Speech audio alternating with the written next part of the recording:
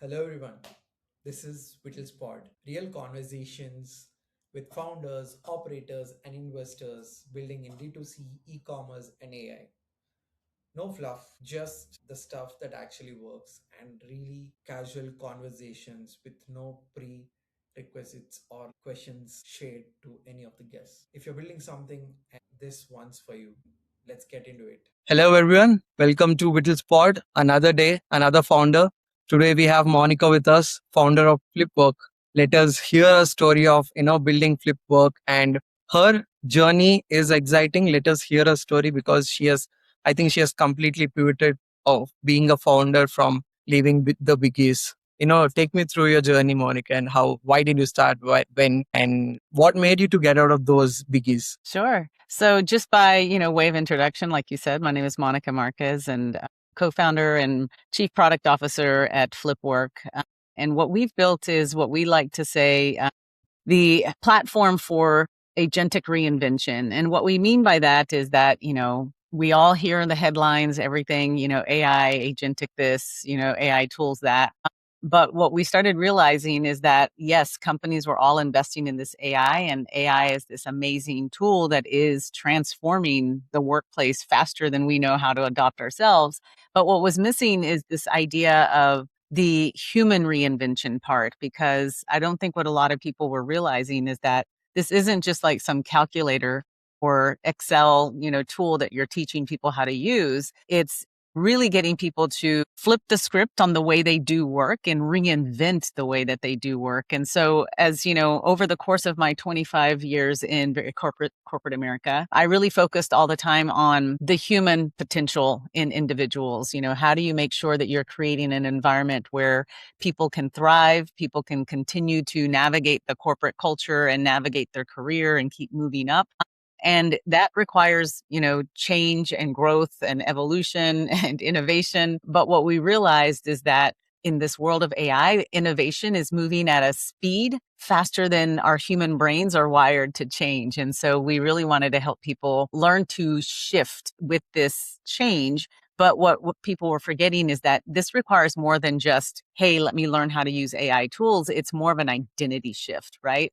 And you're having to learn how to move from being the expert doing the work that you used to orchestrating AI tools, AI assistants, AI agents to without losing what really makes you human, right? And your story is just as great, right? You created, you had this expertise that you developed in terms of helping organizations learn how to be more efficient with their marketing dollars, and you did it manually, right? But like you said, after 3 or 4 years, then AI came. Then you were able to build an AI tool that could do what you did.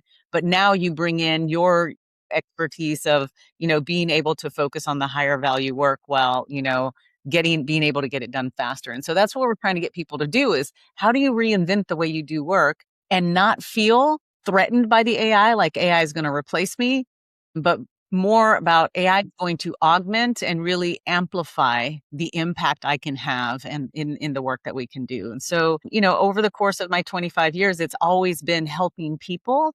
And we just decided to leverage AI to help people help themselves adopt to using AI in the right way. Makes sense. I mean, how does that actually work? So, I mean, as they are different, sectors and industries where people work along, and, they have different tools across the globe and across different industries. And AI is evolving in each of that different sectors and industries. So, Yes. when I say I am using 10 different tools for my business and for my, startup, how are you guys going to help me to get better at it? Yeah. So part of it is really also focusing on the behavioral side of it, right? Because there are some people who aren't adopting AI, not because they're not intelligent enough to learn how to use the tools. They're not using it because there are some conditioned beliefs that Okay. that are getting in their way. And there are other things where they don't trust it yet because there's been a lot of fear mongering in the news and in the headlines where, AI hallucinates or it does it wrong or all of these things. And what Right. people have to realize is that, we focus on helping people shift their identity, right? It's not a tools conversation. It's an identity conversation and really getting people to shift themselves from doing the work manually to really building AI that does it at scale for them. And Yes. so, that's something that we do. And so we have what we call our FlipWork reinvention sprint, which is a, 4-week program that people come in and they 8-week program that they come in so that they can really start to think about, what is my zone of genius? What is it? What is the contextual knowledge that I have? What is the learned experience? What is the human things that only I can do, that there's no way in the world the AI will ever be able to do, right? Like you said, you've built these tools that help you and your team service your clients from a marketing perspective. Yeah. But the AI is never going to be able to manage the relationship.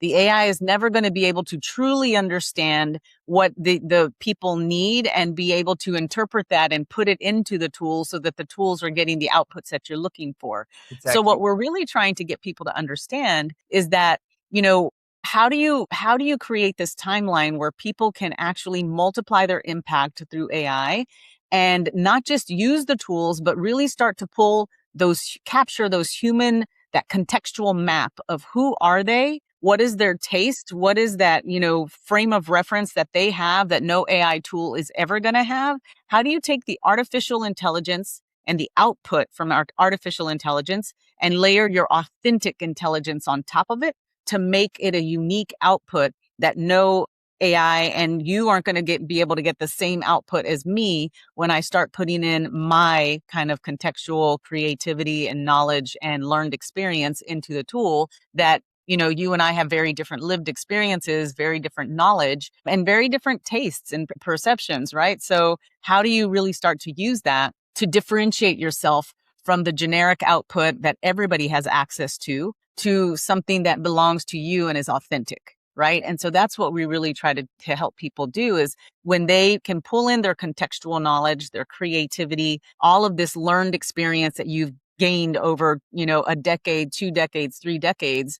How do you make sure that the human piece doesn't get lost in the automation, in the agent, in the generic outputs? And so that's what we try to do for people when they come in through our program. And so when they come into our program, they start doing a lot of reflective work. And we have an AI platform. It's, our FlipWork OS platform, but we have a really highly trained tool that we call it our AI change agent. His name is Flippy, that really helps you do this reflective work and pull out that contextual knowledge and the creativity and turn it into skills docs that you can then take to any AI tool, upload it so that it understands who you are, and it starts really kind of helping you create output that is unique to you. Right. So you're basically trying to feed the AI agent with the consumer's exact mindset and what he wants to get out of that, AI model Mhm. which is using.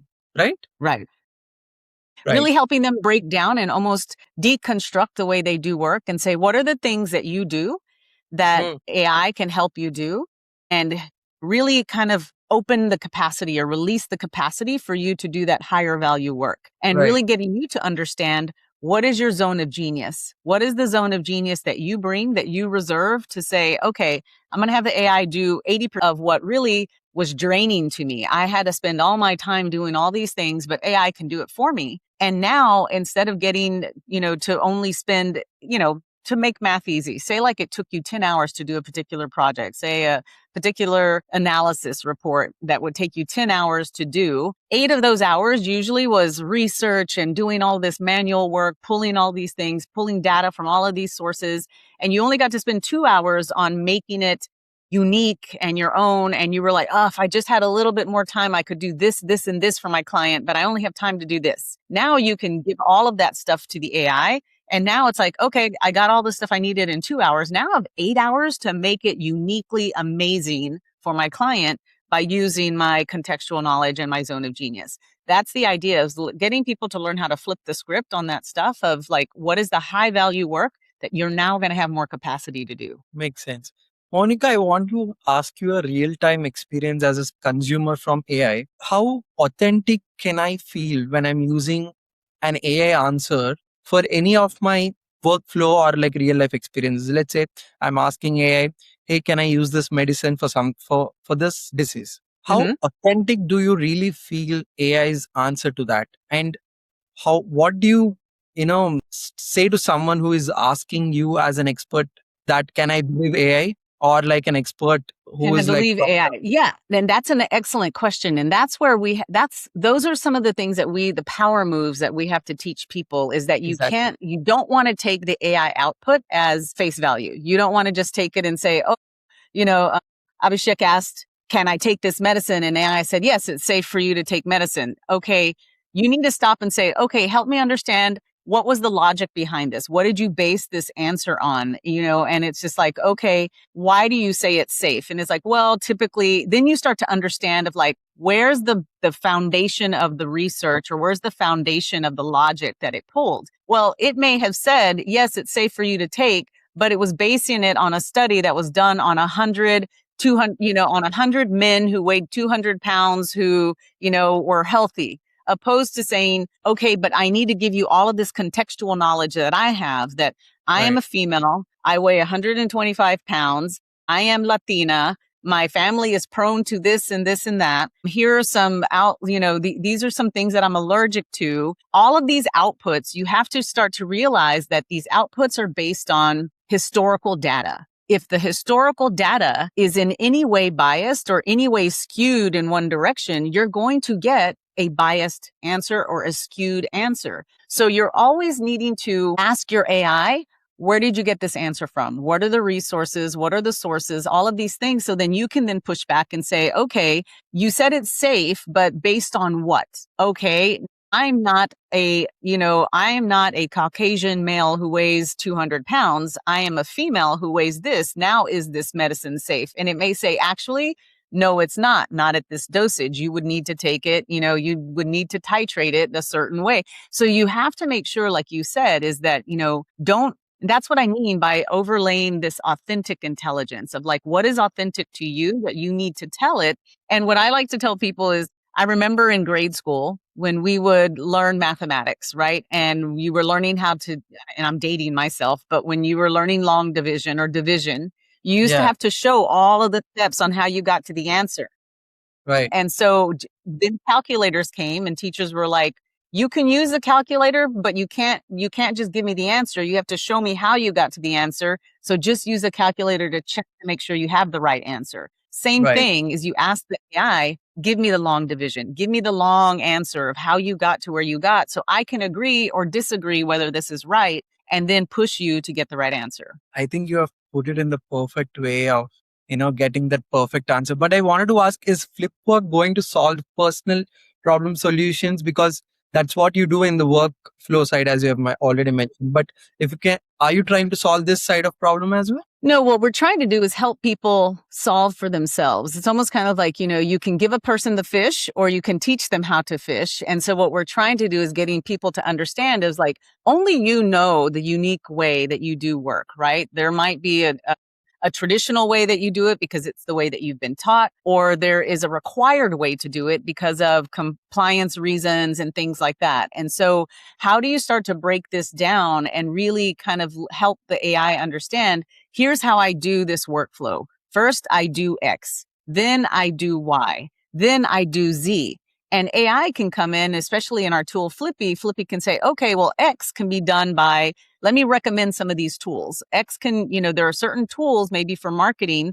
There are already some AI tools out there that do this for you, opposed to you, manually or customizing the tool. Here are some tools you could potentially use. Now, if your tech team or your IT team doesn't allow you to use these for, security reasons or whatever, then here's the long way to do it. You can still do it, but here are all the steps that you would need to do in order to get the AI to do it for you.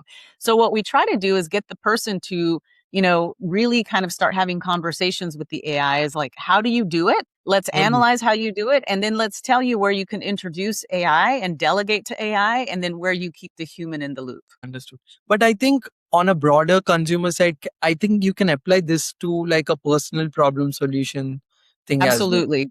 What do you say? Personal problems. I mean, what we find is that people start having conversations with our tool, with Flippy, and start going really deep into some of these reflective questions that they've never had time to, right? Because we're always in this like mode of like, okay, this is, I clock in, I clock out, this is what I do. But also understanding, why do I do what I do? What parts of my work do I love and what parts of my work do I not like? And ironically, a lot of the parts of the work that people don't like are parts that they can delegate to AI. And so they're starting to become much more excited because they're getting to do more and more of the strategic work, the thinking work, the work that really kind of gets their creative juices going. And so really, like you said, of getting people to understand how I use AI may be a little bit different than, than somebody else, because I have a nuanced way of doing my work, and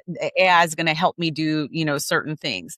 But like, you and I both know right now, there's probably, I think the last research that I saw is like, there's more than 32,000 AI tools out there, because there have been people who say, I'm a marketer, I'm a, product manager, I'm a, builder, I'm a website builder. And there's all these tools now that'll get the majority of the work done, but it requires you to bring in your unique taste, your unique perspective, and all of that to make it your own. And so what we try to do is help people understand, what are your options? And, what tools have we vetted? What tools have we not vetted? What are some tools that you might try that might, get you to where you're trying to go? But helping people kind of just be able to step back and understand their options instead of being overwhelmed by it. Makes sense. But I wanted to ask you this question, that you went from Google, Goldman, and EY into co-founding FlipWork.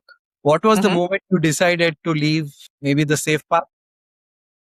Yeah, that's a really great question. I mean, I, spent the majority of my career, like I said, kind of working in the human capacity, in the human capital HR functions, but it was always around professional development, career development, and, in many cases, the idea of inclusion and creating places, the best place for people to work and thrive. So really kind of, how do you cultivate or curate the best environment for people to work? And in many organizations, I created programs for these types of programs that were very unique in helping subsets of people come in and thrive. And so everywhere that I went, I was being asked to kind of do the same thing of, how do you tap into the human potential and bring out the most human potential? And so I started realizing that every organization that I went to, I was doing a lot of the same thing, because that's what we were looking for. But there was a point where it was just like, I'm constrained to the four walls or just to the people that are in this organization. How can I have bigger impact? How can I scale my impact? How can I touch more people? And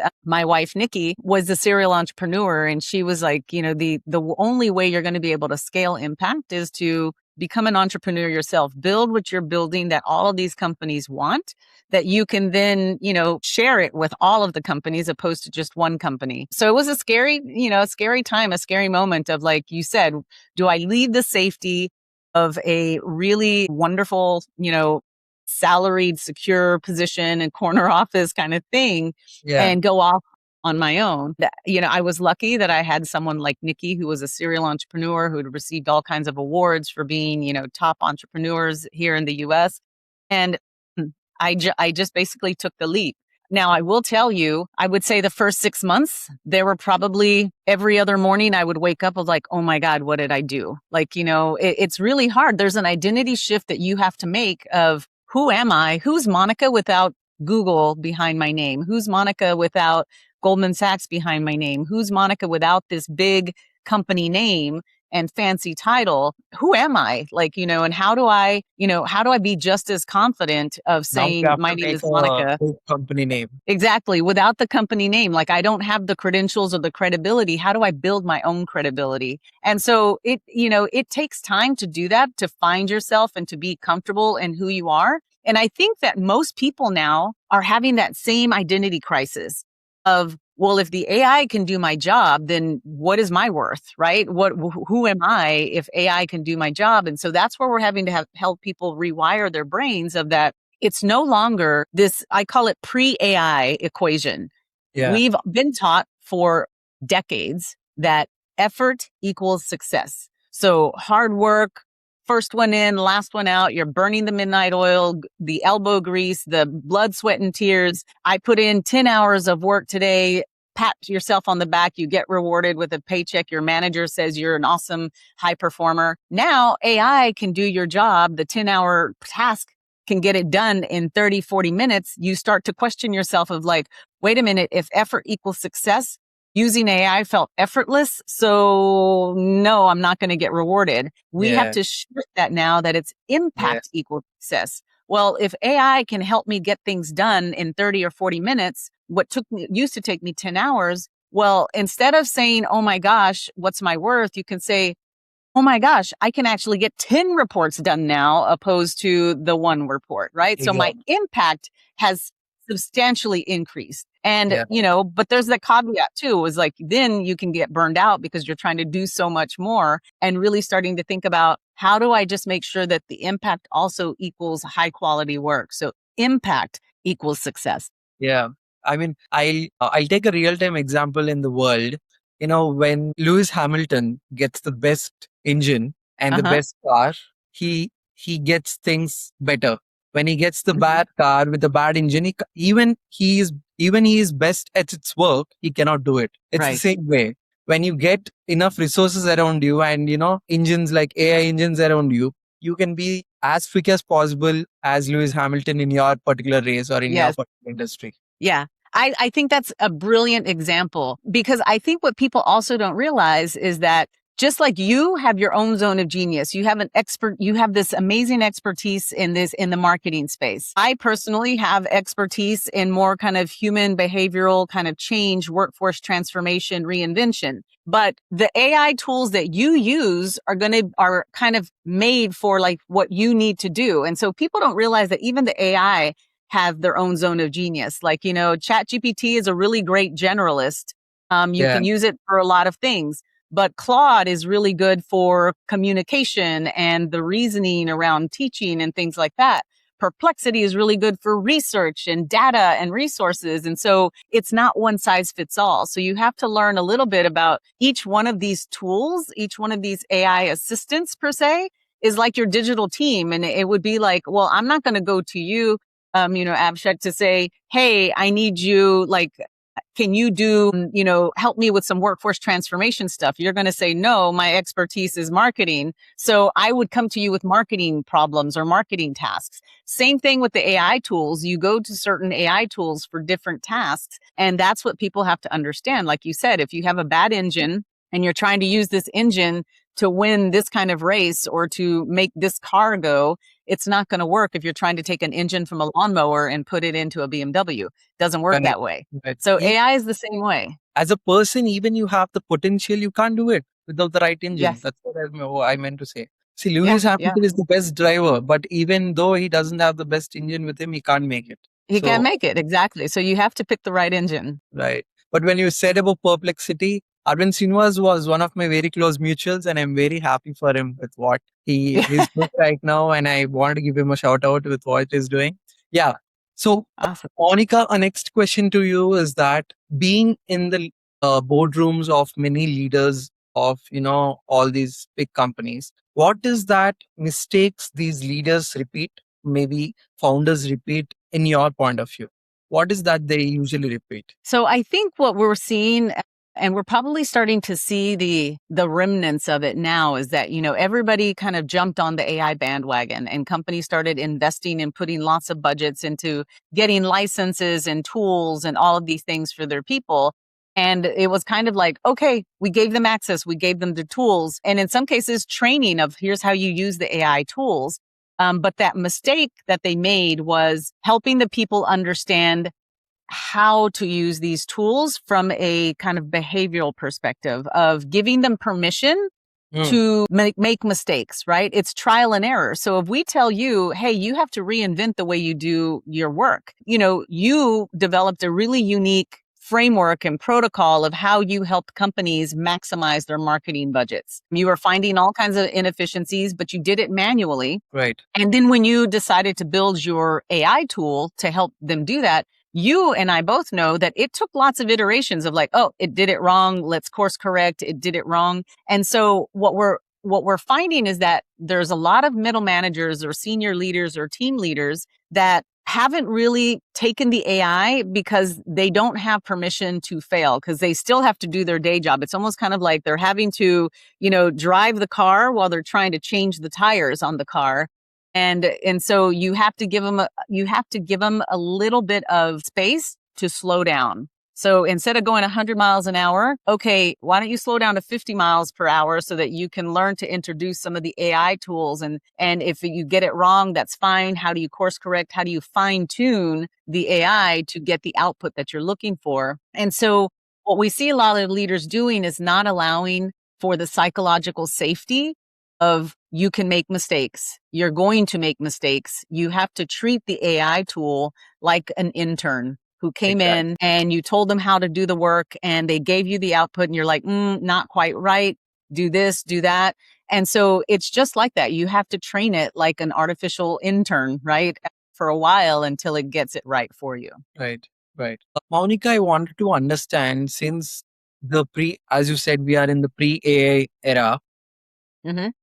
and these AI models are learning right now with what we do. How do we, interact with it?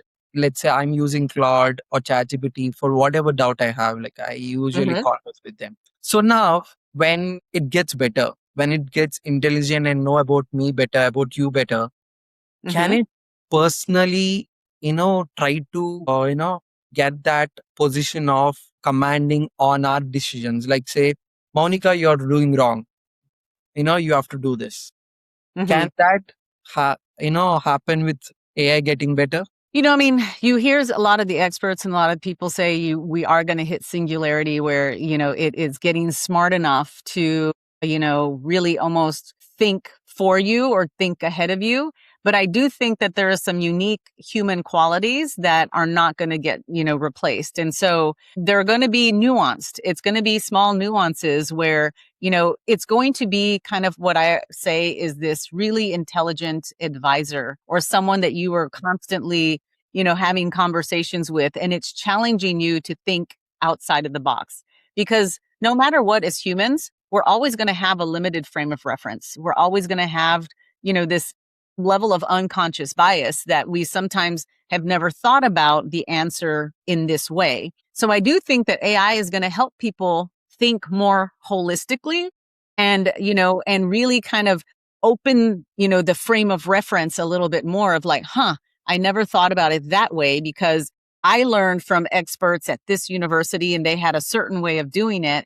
But you're now introducing new intelligence to me of a different perspective or a different way to do it. So I can see, and I've honestly seen it where, I will train certain, agents to be that kind of devil's advocate of like, challenge me, poke holes in my answer. Don't just agree with me, because that is the danger of some AIs, right? There are some tools who, if you say, no, I don't agree, this answer's wrong. Oh, you're absolutely right, Monica. The answer that and it's just like, no, challenge me. And so I've seen it a little bit more with Fable 5 and some of these new models that are coming out. Yeah. Where they do push back, where they do say, I can agree with you to an extent, but here's where you're thinking wrong, or here's where your information is limited. So you start to kind of, I do think that we're going to get to a point where you are going to have to, it's just like any advice, right? If you have advisors telling you, I think you should do this, I think you should do that. At the end, you have to make that critical decision. So you still can't give up your critical thinking. You can say, okay, thank you for this information. Thank you for that information. I still have this gut feeling that I should do it this way. But I do think that they're getting more and more to this point where they are, going to help you think more holistically, more inclusively, and taking different perspectives where you just don't have blind spots. And a follow-up question to that, where do you see AI going, and maybe for the next decade? What is your view on it? Because I sometimes go deep into that thought and, it pretty scares me, because me being behind AI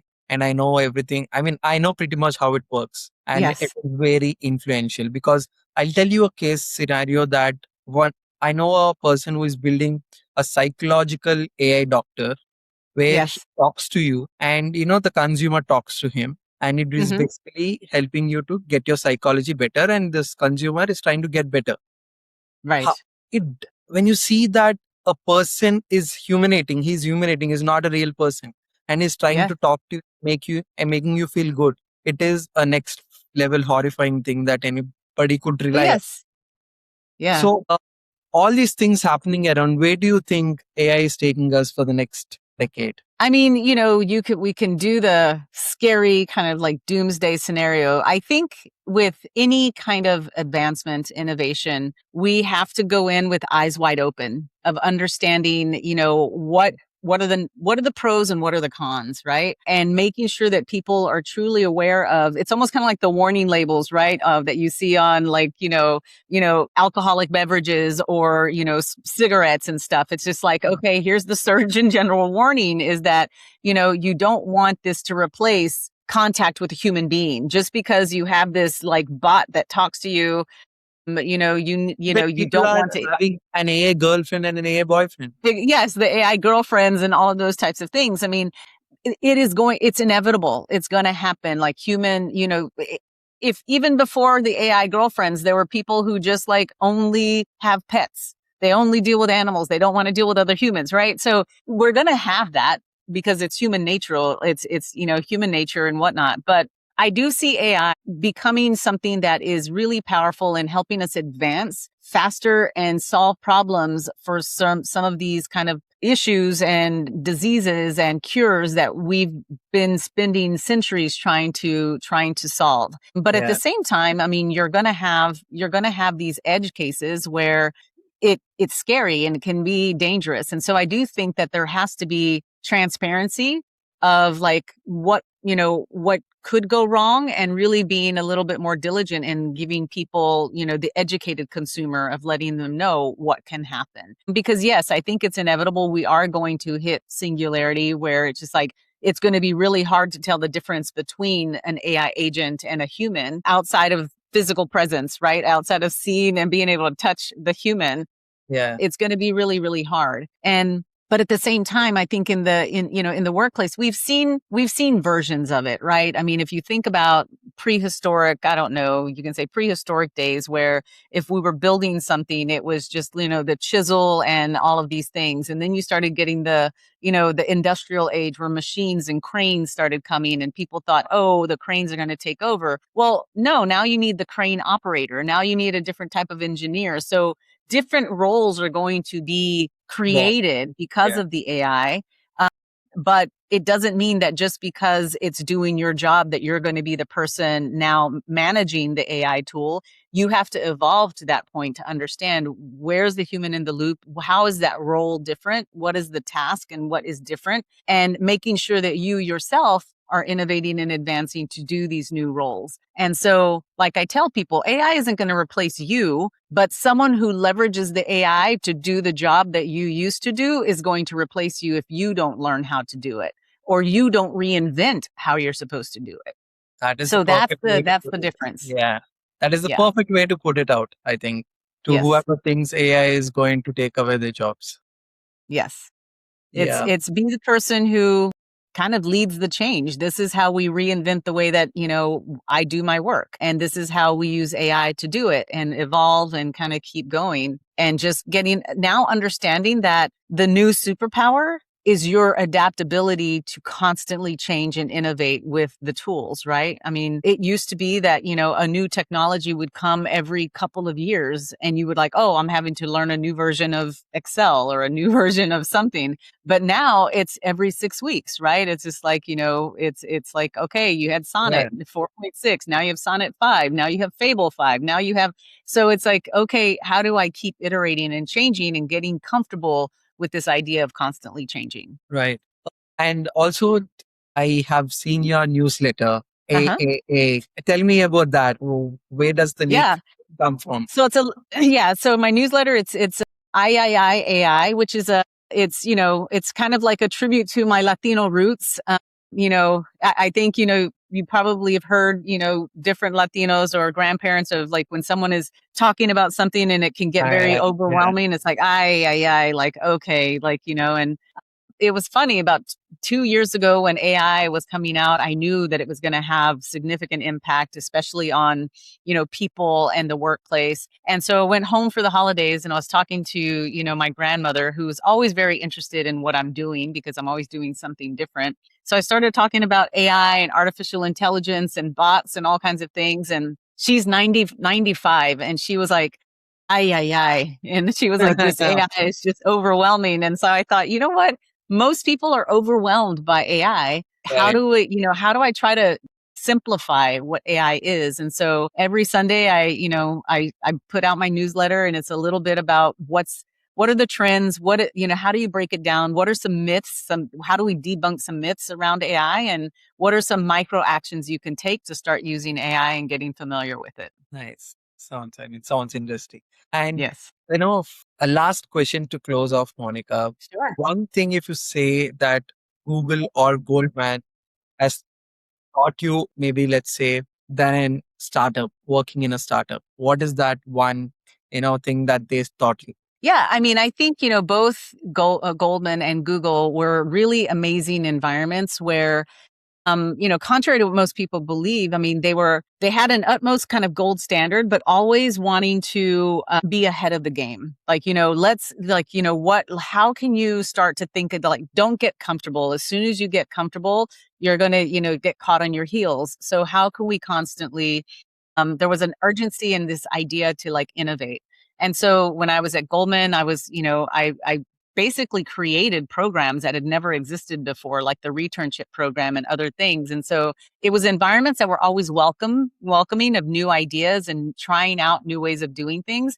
And so most of these organizations I worked at, the reason I liked them was because they were always at the cutting edge. They were always on wanting to push the envelope to, accept this idea of let's try to do things differently. And so being an entrepreneur, I feel like there is this level of urgency of always like, and we're nimble enough, right? We're small startups that can, test and learn and do things differently. And so I think, that was something that I took away with me of like not being afraid to try something new. And, if it fails, pivot. I mean, Google was all about let 1,000 flowers bloom and see which ones take root and run with it. And so I kind of took that spirit with me from both Goldman and Google. Amazing, amazing. And it was really a I would say, great conversation having with you, Monica. And Yes.